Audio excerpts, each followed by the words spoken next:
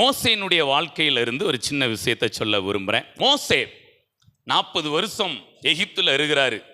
எப்படி இருந்திருப்பார் எகிப்தில் அவருடைய வாழ்க்கை? ராஜகுமாரத்தி, ராஜாவுடைய குமாரத்தியுடைய மகன். அப்போ அவருக்கு வாழ்க்கை எப்படி இருந்திருக்கும்? ரொம்ப ரொம்ப ஹைஃபையாக இருந்திருக்கும் அவருடைய வாழ்க்கை. ஆனால் அடுத்த 40 வருடங்கள் அவர் எங்கே வந்துட்டாரு? வனாந்தரத்துக்கு வர்றார், ஆடுகளை மேய்க்கிறாரு. இப்போ அந்த 40 80 வருஷம் முடிஞ்ச உடனே இப்போ அங்கே ஆண்டவர் சந்திக்கிறாரு. தேவத்திட்டம் அவர் மேலே ஏற்கனவே என்ன செய்து இருக்கு, அதனால தான் அவர் பிறப்பிக்கவே படுறாரு. ஆனால் என்ன திட்டம் அப்படிங்கிறது ஒரு நிழல் மாதிரி தெரியுது. அதில் ஒரு முயற்சி எடுக்கிறாரு, ஃபெயிலியர் ஆகுது. அதுக்கப்புறமா அடுத்து இவர் எந்த முயற்சி எடுக்கலை.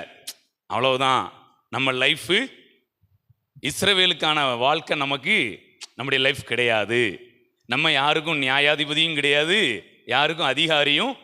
ஏன்னா ஃபர்ஸ்ட் அப்படிதான் என்ன பண்ணிட்டாங்க, இவர் ஒரு நியாயம் செய்யறதுக்கு போறார். இவர்கிட்ட சில பலன் என்ன செய்து அந்த நேரம் இருக்கு, சில ஞானம் என்ன செய்து இருக்கு. அதை கொண்டு போய் இஸ்ரவேலனுக்கும் எகிப்தியனுக்கும் நடுவாக நின்று என்ன பண்றாரு, ஒரு நியாயம் என்ன பண்றாரு. சரி, அது எப்படி தீர்த்து வச்சாருங்கிற ரெண்டாவது பக்கம். ஒரே ஓட்டு என்ன பண்ணிட்டாரு, புதைச்சிட்டாரு, ஒரு ரிலீஃப் பண்ணி விட்டாரா. Praise God. இவன் உண்மையிலே மோசைய அந்த ஜனங்கள் எந்த அளவுக்கு கொண்டாடி இருக்கணும். மோசைய இஸ்ரவேல் சகோதரர்கள் என்ன பண்ணியிருக்கணும், 2 பேரும் அப்படி தூக்கி எங்களுக்காக நல்லது நினைச்சிரே அப்படின்னு கொண்டாடி இருக்கணும். ஆனால் அவங்க என்ன பண்ணலை.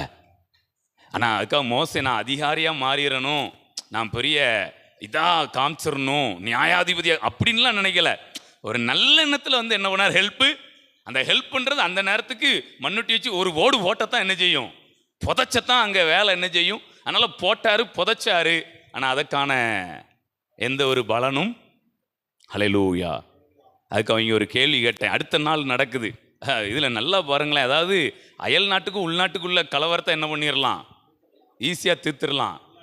உள்நாட்டு கலவரத்தை அவ்வளோ சீக்கிரம் என்ன செய்ய முடியாது. அப்போ பாருங்க, அடுத்த நாள் 2 பேருக்கு அங்கே அவங்க சகோதரருக்குள்ளே பிரச்சனை வருது. மோசே பார்க்குற, என்னடா இது, ஒரு பக்கம் இவனுக்கும் அவனுக்குள்ள பிரச்சனையை தீர்த்து வச்சா கடைசியில் விளைவு எங்கே வருது, கடைசியில் அவனும் என்ன பண்ணுறான், சண்டை போடுறான்னு அப்படின்னோடனே வந்து அதுக்கும் அவர் இது பண்ணுறான். அப்போ அவன் பேசுகிறான், குத்தி என்ன பண்ணுறான், எப்படி குத்தி பேசுகிறான், பழச என்ன பண்ணுறான். அவன் செஞ்ச நல்லதும் அந்த எண்ணத்தை மறந்து நீ ஒருத்தனை கொன்று போட்டல, அது மாதிரி எங்களையும் நீ கொன்று போடுறதுக்கு வகை தேடுறியன்னு மோசே ஒரு மாதிரி என்ன பண்ணிட்டாங்க. உடனே பார்த்தாரு, அவருக்கு பயம் என்ன செஞ்சுட்டு. அப்போதான் அவங்க சொல்கிறாங்க, உன்னை எங்களுக்கு அதிகாரியாகவும் நியாயாதிபதியாகவும் வைத்தவன் யார், யாரா உனக்கு இந்த அதிகாரத்தை கொடுத்தது அப்படின்னு என்ன பண்ணிட்டாங்க, பகைத்தார்கள், பழித்தார்கள். மோசே பார்த்தாரு, ஆஹா, நம்மளை இனிமே விஷயத்தெல்லாம் சொல்லி தோண்டி நம்மளை உள்ளே என்ன பண்ணிடுவாங்க, வச்சிருவாங்க. அதனால் இனிமே இங்கே இருக்கக்கூடாது, என்னமோ தப்பிச்சு ஓடுகிறார். Price God. ஓகே, இப்போ பாருங்க, அவர் அங்கே வர்றாரு, ஆடுகளை மேய்க்கிறாரு. 80வது வயசில் ஆண்டவர் வந்து பேசுகிறாரு. இப்போ ஒரு முக்கியமான கேள்வி பாருங்களேன். ஆண்டவர் ஊழியத்துக்குன்னு அழைக்கிறாரா, நீ பார்வோனுக்கு முன்னாடி வந்து நிற்கணும் அப்படின்ன உடனே அவர் என்ன சொன்னார், ஒரு 4வது ரீசனில் நான் அந்த வசனத்தை மட்டும் கொஞ்சம் வாசிங்களேன். யாத்திராகமம் 4ஆம் அதிகாரத்தில் 10ஆம் வசனம் வாசிங்க. அப்பொழுது மோசே கர்த்தரை நோக்கி ஆண்டவரே, இதற்கு முன்னாவது தேவரே உமது அடியானோட பேசினதற்கு பின்னாவது நான் வாக்கு வல்லவன் அல்ல, நான் திக்குவாயும் மந்தனாவும் உள்ளவன் என்றான். ஓகே, இப்போ அங்க இஸ்ரேல் ஜனங்கள்கிட்ட பேசினார், சில காரியங்களை செய்யறாரு. இதுவரைக்கும் அவரை குறித்து யாருமே இவன் திக்குவாயன், மந்தனா உள்ளவன் அப்படின்னு யாருமே என்ன பண்ணல. ஆனால் மோசே தான் முதல்ல என்ன பண்றாரு, ஆண்டவர்கிட்ட சொல்றாரு, நான் திக்குவாயும் மந்தனாவும் உள்ளவன். ஆனால் இதுக்கு முன்னாடி அவர் அப்படி ஒரு மாதிரி திக்கி பேசின மாதிரி எங்கேயும் எழுதப்படலை. ஆனால் அவர் அப்படி சொல்றாரு. உண்மையிலே நான் சொல்றேங்க, இவருக்கு திக்குவாய், உண்மையிலே திக்குவாயா என்னன்னு ஒரு டவுட்டு தான்.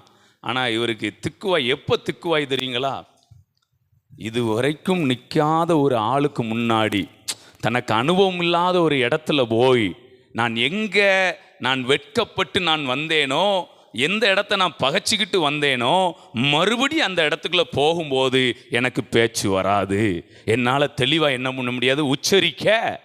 ஹல்லேலூயா. அப்போ தான் ஆண்டவர் சொல்கிறார், சரி ரைட். அதாவது ஆண்டவர் என்றைக்குமே நம்ம என்ன சொல்கிறோமோ உடனே ரொம்ப கட்டாயப்படுத்தி நம்மளை என்ன பண்ண மாட்டாரு, எடுத்த உடனே அப்படி செய்யவே மாட்டாரு. அப்படியே நமக்கு ஏத்தபடி கீழே இறங்கிடுவாரு. அதுக்காக இறங்கிட்டு நம்ம இடத்துல வைக்க மாட்டாரு, இறங்கிட்டு தூக்கி விட்டுருவாரு. இப்போ நீங்கள் நல்லா கவனிங்க, கீழே இருந்து நம்மளை கயத்தை கட்டி அடிபட்டு கிடக்கும் கிணத்துக்குள்ள இருந்து மேலே தூக்குறதுக்கும் இப்படி நல்லா கற்பனை பண்ணுங்க. அந்த 2 அனுபவம், இந்த அக்குள்ள கயத்தை போட்டு மேலே உங்களை காப்பாற்றினா எப்படி இருக்கும்? ஏற்கனவே எலும்புலாம் அடி வாங்கி அடா பாவிகளா இதுக்கு உள்ளே கிடந்துடலாம் போலையடா அப்படிங்கிற மாதிரி என்ன செய்யும். ஆனால் அதே இது உங்களுக்கு நல்ல ஒரு தட்டு மாதிரி நல்ல ஒரு பலகையில் செஞ்சு இறக்கி அதில் ஏறி உட்காந்து கொண்டு தூக்குறோன்னா அதில் உட்காந்து வந்தால் எவ்வளோ 2க்கு வித்தியாசம் இருக்குதா? 2லையும் காப்பாற்றத்தான் படுறோம்.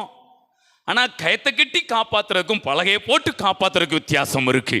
நம்முடைய தேவன் உங்களை கயத்தை கட்டி தூக்குற தேவன் அல்ல. இன்னும் நல்லா சொன்னால் உங்களுக்கு எஃபெக்டாக இருக்கும். நீங்கள் நீச்சல் அடிக்க தெரியாமல் மூழ்கிட்டு இருக்கிறீங்க, உங்களை இப்படி முடிய இப்படி உள்ள ஓட்டு தூக்குற தேவன் கிடையாது. வசனம் என்ன சொல்லுது? உன் பாதம் கல்லில் இடராதபடிக்கு உன் முடிய தூக்கிட்டு கையை தட்டுங்களேன், கையை தட்டுங்களேன். அவருடைய அன்புக்காக, அவருடைய இரக்கத்துக்காக. Price God. அவர் என்ன பண்ண தலைமுடியை பிடிச்சி தூக்க மாட்டாரே. அதாவது என்ன அர்த்தம்னா, மனுஷன் கொஞ்சம் காப்பாற்றணுங்கிற அவசரத்தில் நமக்கு வேதனையை கொடுத்துருவான்.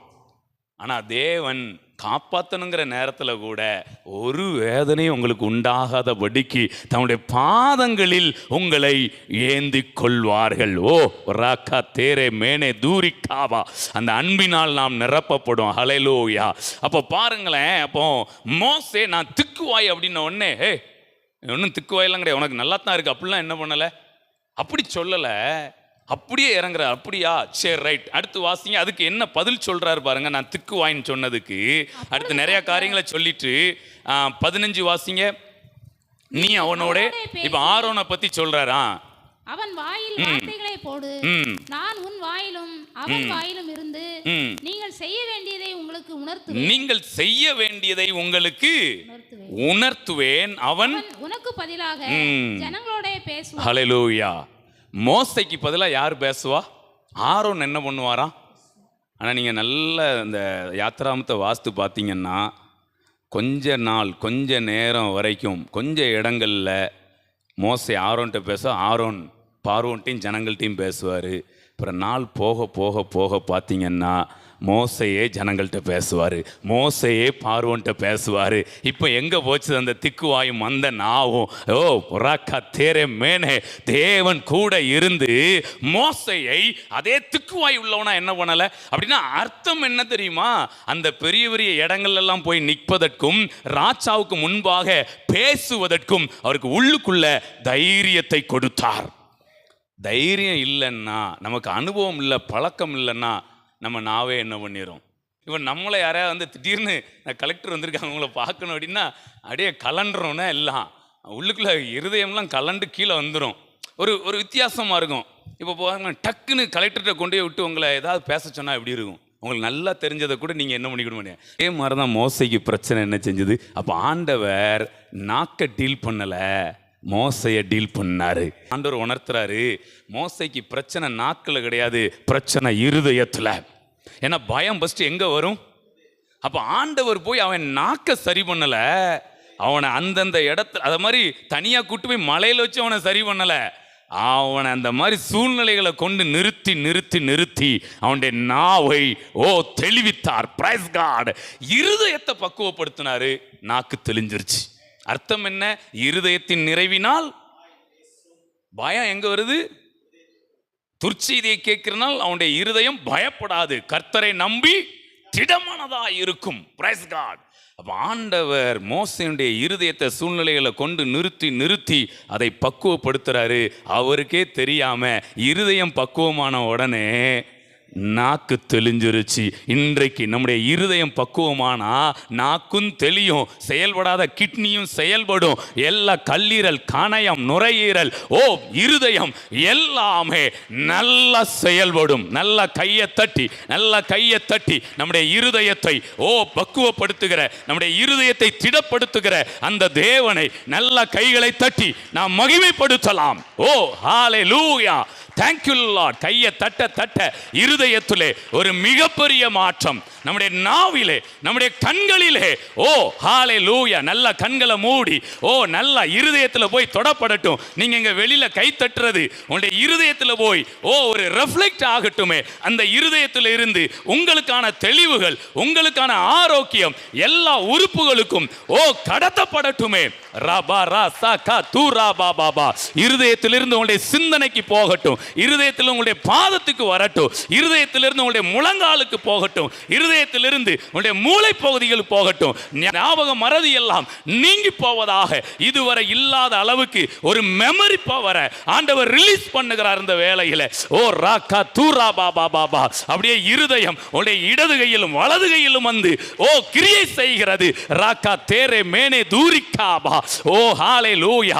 மரணத்தின் வல்லமைகள் எல்லாம் உடைக்கப்படுகிறது. வலது கரத்திலே தீர்க்காயுசு உண்டாகிறது, இடது கையிலே செல்வமும் கனமும் உண்டாகிறது. உங்களுடைய இருதயம் எப்படி இருக்கிறதோ அப்படியே உங்களுடைய கண்களும் இருக்கிறது. உங்களுடைய இருதயம் எப்படி இருக்கிறதோ அப்படியே உங்களுடைய கைகள் இருக்கிறது. உங்களுடைய இருதயம் எப்படி இருக்கிறதோ அப்படியே உங்களுடைய பாதங்களும் இருக்கிறது. ஹalleluya, ஹalleluya. ஓ அப்படியே நல்ல இருதயத்தை நிரப்புங்க, இருதயத்தை நிரப்புங்க. ஓ ஹalleluya. சூழ்நிலைகள் உங்களுடைய நாவை கூட அப்படியே திக்குவாயா, திக்கு நாவா, மந்த நாவா மாத்தி விடும். ஓ ஹalleluya. இந்த வேளையில தேவன் ஓ நமக்கா இறங்கி கிரியை செய்கிறார். ஹalleluya, ஹalleluya. அப்படியே ஆண்டவரை பார்த்து சொல்லாமா, உம்மோடு செலவிடும் ஒவ்வொரு நிமிடமும் வீணாக போகாதையா, என்னை பலவானாய் மாற்றுதையா.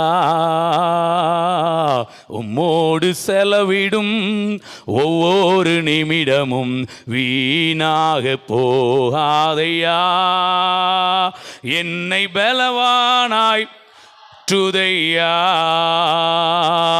ஓ தேவ பிரசன்னம்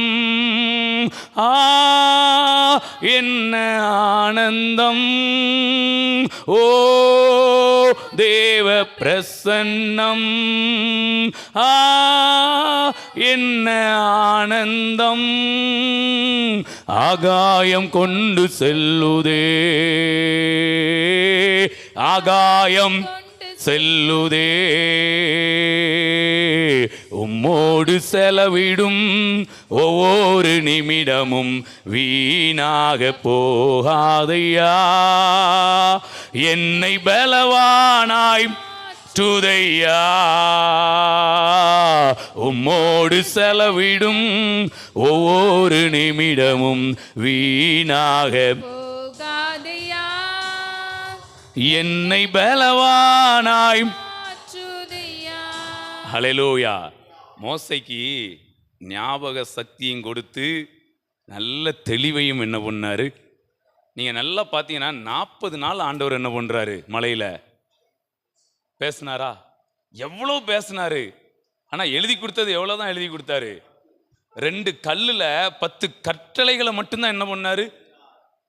மற்றதெல்லாம் இவர் தான் என்ன பண்ணணும், கீழே வந்து சொல்லி சொல்லி என்ன செய்யணும், கையத்தட்டுங்களேன், கையத்தட்டுங்களேன். Price God. இன்றைக்கு இந்த பைபிள் ஸ்டடியில் வந்திருக்கிற உங்களுக்கு ஆண்டவர் கொடுக்குற ஒரு அபிஷேகம், நல்ல ஞாபக சக்தி. எவ்வளவு கேட்டாலும் நல்ல நினைவில் வைத்து கொள்ளுகிற. வயசாக ஆக என்ன செய்யும், மறதி வரும். இனிமே மறதி வராது. வயசு ஆக ஆக மறதி போகும். ஆமா, டாட்டா போடுங்க மறதிக்கு. Praise God. Hallelujah. So daily உங்களுடைய ஞாபக சக்தி அதிகரிக்கும். ஞாபக சக்தி அதிகரிக்கிறதுக்கு என்ன சாப்பிடணுமாங்க? வெண்டைக்காயா, பாகக்காயா, வல்லாரைன்னு வல்லார சாப்பிட்டா என்ன செய்யுமா? ஆமாம், இப்போ நீங்கள் வல்லாரை சாப்பிட்டுக்கிட்டு இருக்கிறீங்க. ஆமாம், பிரைஸ் காட். தேவ பிரசன்னம் ஒரு வல்லாரை என்ன பண்ணுது, உங்களுக்கு கொடுக்குது. அதாவது நம்ம ஒன்று புசிச்சு ஒன்று ரிசீவ் பண்ணுறதை விட நீங்கள் அப்படி கேட்டே உங்கள் வாய்க்கே வேலை இல்லாமல் காதினால் நீங்கள் சம்பாதிக்கிறீர்கள். Price God. இந்த காலம் காதினால் சம்பாதிக்கிற காலம். Price God. ஹல்லேலூயா. ஸோ ஆண்டவர் மோசேய சூப்பராக என்ன பண்ணாரு, உருவாக்கினார். Praise God. உள்ளே போகும்போது பப்பன்னு ஒரு மாதிரி இருந்தார். ஆனால் வெளியில் வரும்போது அப்படியே எனக்கு அந்த மோசையை வெளியில் வர்ற நேரத்தில் அப்படி கம்பேர் பார்க்கும்போது எப்படி இருக்குன்னா, அப்படி இந்த இஸ்ரேல் ஜனங்கள்லாம் அப்படி போக விட்டுட்டு, இந்த சில படங்களில் பார்த்தீங்கன்னா ஆட்கள்லாம் அப்படி குட்டி குட்டி ஆட்களாக இருப்பாங்க. அந்த வில்லன் வந்து அப்படி ஹைட்டாக அப்படி இருப்பான். அவங்கெல்லாம் அந்த காலு கீழே இருப்பாங்க.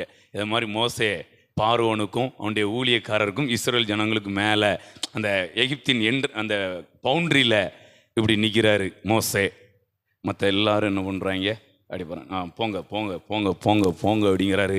எல்லாரும் மோசைய இப்படி பார்க்குறாங்க. அவ்வா தேவ மனுஷன்யா, ஓ பிரைஸ் காட். ஸோ உங்களையும் குனிந்து பார்த்தவர்கள் ஏறெடுத்து பார்ப்பார்கள்.